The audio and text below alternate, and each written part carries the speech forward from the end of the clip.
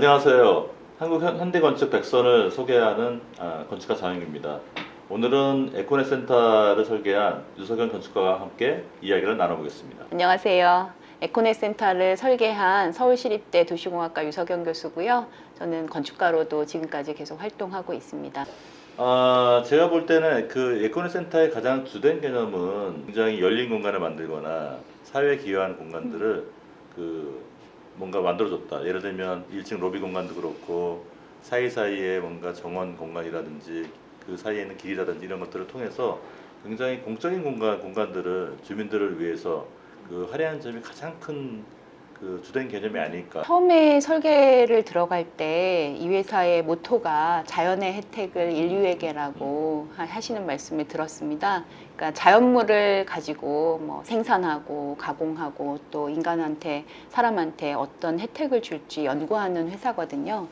그래서 이 회사가 도대체 어떤 비전을 갖고 있고 어떤 것을 추구하나 처음부터 굉장히 연구를 많이 했고요.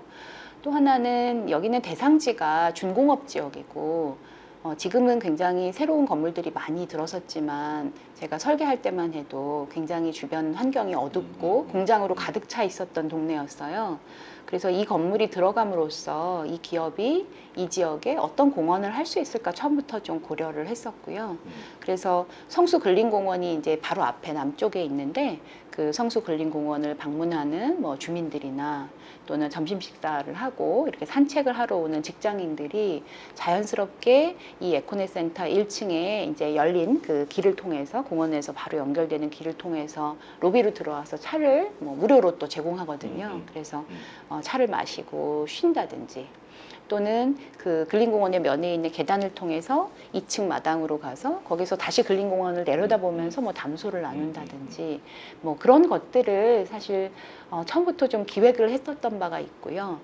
사실 기업 측면에서는 1층 로비를 아무나한테 또 심지어는 일종의 심장이거든요. 2층의 마당이. 그래서 미음자로 이렇게 건물이 되어 있는데 그거 한가운데 있는 마당을 더군다나 2층이나 모든 남쪽에 면한 면은 전부 유리인데 거기에 면한 마당을 일반 주민들한테 다 100% 개방한다는 거는 사실 쉬운 결정이 아니었어요. 그럼에도 불구하고 설계할 때 이 건물을 이제 그런 방식으로 해도 된다고 허락하셔서 네, 감사하게 잘 져졌다고 생각합니다. 이게 사실 이 교수가 이제 도시와 건축을 같이 하잖아요. 그래서 굉장히 궁금했었는데 건축은 어떻게 할까 했는데 이 건물 와서 보고 역시 도시가 살아있다 이 건물 안에. 뭐 길이라든지 도시 갖고 있는 길의 구조라든지 도시의 어떤 마당이라든지 네. 도시의 또 공원이라든지 이런 것들이 그냥 입체적으로 이 공간에 있게 되니까 성수 근린공원에서부터 길을 만들어서 길이 쭉 이 건물 안쪽으로 안으로 쭉 이렇게 들어가서 연결되고 전체 로비 공간까지 연결이 되고 그게 다시 입체적으로 쭉 올라가서 무슨 마당이라 그러죠? 위에 그냥 마당 꿈꾸는 마당 꿈꾸는 마당 꿈꾸는 마당까지 연결되다 보니까 사람들이 뭐 동네 사람들도 이렇게 공원 왔다가 이렇게 쓱 올라가서 마당을 쓰기도 하고 뭐 쓰고 와서 여기를 사랑방처럼 맞습니다. 개방된 공간이에요. 로비도 굉장히 전부. 도시적인 일종의 액티비티? 사실 여기 처음에 땅에 왔을 때 사실 이제 거의 비어 있다시피 했던 땅인데 뒤쪽에는 이제 전철이 2개 선이 이렇게 지나가고 그 밑에 이제 그 대로 그러니까 광로가 있고 앞쪽에는 공원이 있고 어찌 보면 되게 좋은 환경일 수도 있지만 남쪽에서는 이제 공원을 끌어들이고 건물로 그리고 북쪽에는 그런 어떤 소음이나 진동 같은 거를 막아내는 것이 사실 이 건물이 해야 될 역할이었고요. 그리고 공원이 사실은 굉장히 이 지역에서는 중요한 자산이잖아요. 그래서 주민들도 이 공원을 이용하고 방문객들도 이용할 때 이 건물에 특히 이 1층은 좀 대지로 해석을 해서 대지라는 게 뭐예요? 사람들이 다 모여서 담소를 나누고 만나고 하는 공간이잖아요. 그럴 수 있게 직접적으로 사실은 뭐 도시객 도로나 이런 건 아니지만 마치 길처럼 이렇게 로비까지 연결시키고 그리고 위에 보시면 이제 마당들이 이제 이게 첫째 마당, 둘째 마당, 셋째 마당, 넷째 마당 해서 이제 총 4개의 마당이 이제 3층까지 다 이렇게 입체적으로 이렇게 펼쳐져 있는데 그것들로 직접적으로 이렇게 계단으로 이렇게 연결해서 사실 뭐 동네 어린이들이나 또는 뭐 동네 비둘기들이나 동네 주민들이 사실 여기를 되게 자유롭게 이렇게 오갈 수 있고 만날 수 있고 즐길 수 있는 그런 공간으로 좀 만들고 싶었고요. 그리고 이 위에 보시면 이렇게 경사진 마당이 3층 레벨에 있는데 그 3층 레벨에 있는 마당은 한 굉장히 오랫동안 한 5년에서 7년 정도 이 지금 한 달에 한 번씩 열린 음악회를 실제로 할 정도로 그리고 열린 음악회를 할 때는 이쪽에 이제 중앙에 있는 그 꿈꾸는 마당에서 사람들이 뭐 떡도 나눠서 먹고 뭐 음료도 나눠서 먹고 해서 지역 주민들을 다 끌어들여서 이렇게 함께 뭐 잔치도 벌리고 음악도 듣고 지역사회에 이 기업이 이렇게 좀 봉헌하는 의미를 또한 가지려고 그렇게 계획을 했습니다. 이 회사는 제일 큰 산물인 이제 자연물을 다루는 회사인데 이런 회사가 도시의 기업의 헤드쿼터를 만들 때, 본사를 만들 때 과연 어떤 태도를 취해야 될까? 그러면 자연이 이 기업에겐 무엇인가? 이제 사실 그걸 해석해서 그걸 만들기 위해서 이 건물은 사실 미음자를 기본으로 하고 있어요. 그래서 우리 전통주택들이 미음자 주택이 많은 것처럼 그 안에도 다 해가 들잖아요. 그것처럼 미음자를 만드는데 미음자의 이제 한 면은 전체적으로 제일 높게 가고 나머지는 이제 잘라내서 그 잘라낸 면들이 다 마당이 되면서 이렇게 입체적으로 연결이 되면 결과적으로는 미음자의 제일 깊은 안쪽 면까지 그 마당을 통해서 또 굉장히 입체적으로 모든 태양과 자연이 다 들어오는 이제 그런 개념이고요. 이 지금 미음자에 보시면은 동선이 굉장히 입체적으로 연결이 되고 있어요.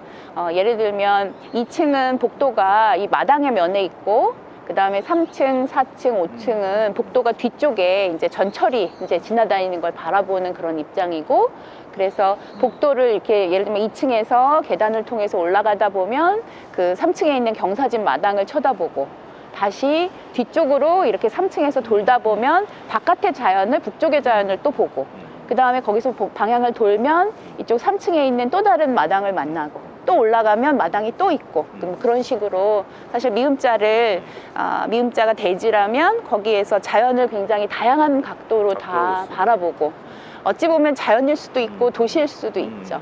그래서 주변에 전철을 타고 가는 사람을 그 뭐 투명한 그런 어떤 매스에서 사실은 그대로 이제 서로 이제 쳐다보면서 사실 소통, 커뮤니케이션을 할 수도 있고 또 여기 직원들은 좀 이런 얘기들을 하더라고요. 이게 사실 여러 층의 건물이다 보니까 직원들 사이에 이렇게 커뮤니케이션이라는 게 쉽지 않은데 오고 가면서 복도를 오고 가면서 서로 간에 무슨 일을 하는지 다 만날 수 있다는 거예요. 그래서 그런 측면에서 제가 뭐 사람과 사람이 또는 사람과 자연이 또 건물이 도시와 이렇게 소통하는 그런 것들을 개념으로 잡은 것이 좀 성취됐다고 생각합니다. 그러니까 이게 건물을 우리가 뭐 랜드마크처럼 만들고 뭐 브랜드 뭐 네, 그런 거를 네. 하는 거를 사실은 건축을 통해서 할 수 있는 거예요. 브랜드 자체를 네. 그냥 자연스럽게 이해하고 네. 그냥 체험할 수 있는 그런 공간을 만들 수 있다는 거죠. 맞습니다. 사실 이 기업이 이제 중기업인데요. 사실 중기업이 사옥을 지어도 보통 여기는 그냥 새 건물이야, 우리 회사의 사옥이야 이러면서 홍보를 하는데 이 회사가 추구하는 어떤 목표 그리고 비전 이런 것들을 건물을 돌면서 설명을 하면 그게 그대로 이해가 된다고 하세요.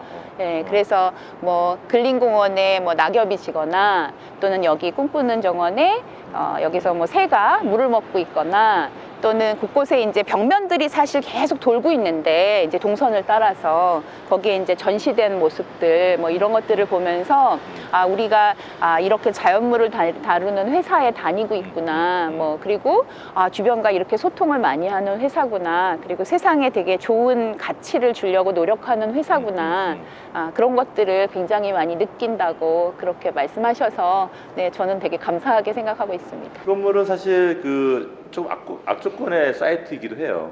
뒤에 바로 이제 고가 전철이 지나가기 때문에 근데 오히려 그 악조건을 뭐라 그러지? 오히려 그 내부 환경을 바꾸는 하나의 도구로 그 쓴 지혜는 어디서 나타난 거예요? 지혜라고 하시면은 너무 사실 제일 고민이 그거였어요. 너무나 이게 지금 뭐랄까요 뭐 뭐 주간선도로 뭐 전철이 지금 전철이 지나가는데 전철이 2계열이 지나가니까 소음 진동 이런 게 업무하기에 그렇게 적합하진 않죠. 이분들은 정말 조용하게 업무를 해야 되고 연구소도 여기 들어있기 때문에 그냥 이 조건 하에서 어떻게 하면 최고의 업무 환경을 만들까? 그 생각에서 사실은 고민을 했고요. 뭐 앞에 벽을 막는다, 뭐 복도를 둔다, 뭐 이런 걸로 해결되지 않을 거라고 생각을 해서 버퍼 공간이 필요하다. 네, 그래서 남쪽에 공원을 바라보고 업무 시설을 놓고 뒤쪽에는 정말 중요하게 버퍼 공간을 계획을 하면 충분히 보호받을 수 있다는 생각을 했고요. 1층은 대지로 해석을 했고 2층은 마당을 둘러싼 이렇게 미음자 형태라면 3층부터는 이제 일자로 이렇게 계획이 되기 때문에 3개 층에 전부 버퍼가 필요한 거예요. 네, 3개 층 높이의 버퍼를 도대체 어떻게 만들지? 이제 이런 고민을 하면서 그리고 여기가 전부 북쪽이니까 남쪽에 햇빛을 이렇게 들어오게 하고 싶었어요. 어떻게 하면 좀 더 밝을 수 있을까? 남쪽의 빛이 사실은 이 유리가 저쪽, 그러니까 여기 지금 벽면 있잖아요. 사무실 벽면에 그 끝에서부터 이렇게 떨어지는데 그게 이제 남쪽에 이제 태양의 남중고도를 다 계산을 했어요. 특히 겨울에 해가 들어야 되거든요. 그래서 뭐 여름에 햇빛도 중요하지만 그래서 겨울에 햇빛이 들어오도록 계산을 해보니까 그래서 사실은 이 에이트리움의 폭이 결정된 거예요. 어디서부터 얼마나 폭으로 만들어야 그리고 유리는 어디까지 둬야 해가 들까? 예, 그걸 다 계산해서 사실 만들었고요.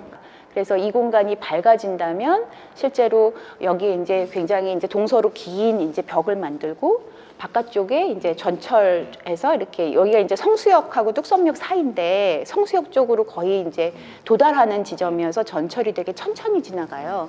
그러면 전철 안에서 이제 제가 이 땅을 계속 관찰을 한 거죠.